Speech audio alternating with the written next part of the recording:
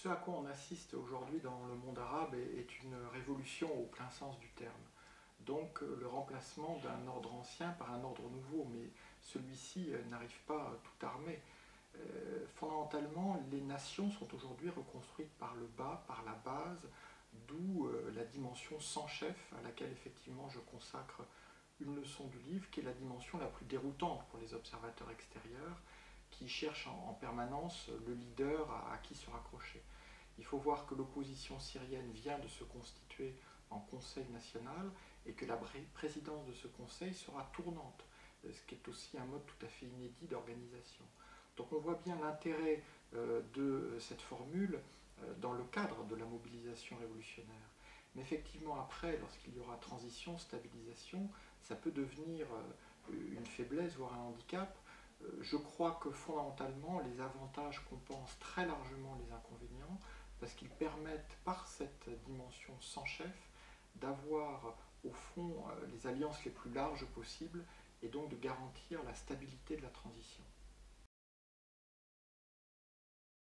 Les islamistes sont partout divisés dans le monde arabe sur les grandes questions fondamentales, ce qui prouve d'ailleurs que la variable islamiste n'explique au fond plus rien.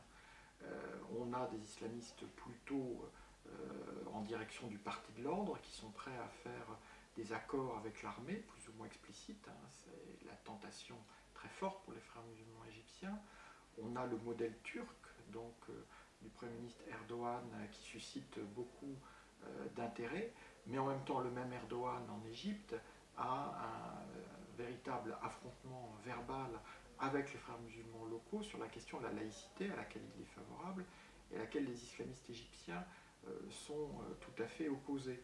Donc on voit cette diversité d'opinions, d'orientation, de choix, à laquelle s'ajoute l'arrivée dans la sphère politique des salafistes, qui jusqu'alors s'interdisaient de se constituer en parti. Donc non seulement les islamistes sont au pied du mur, mais on voit mal quelle est la seule bonne réponse qu'ils pourraient apporter. Donc ils vont, comme d'habitude, faire fond sur ce qui est leur avantage historique, qui est l'organisation, mais l'organisation plus que la doctrine. Et je doute que dans cette période de grands bouleversements, l'organisation sans programme clair ne puisse les porter très longtemps.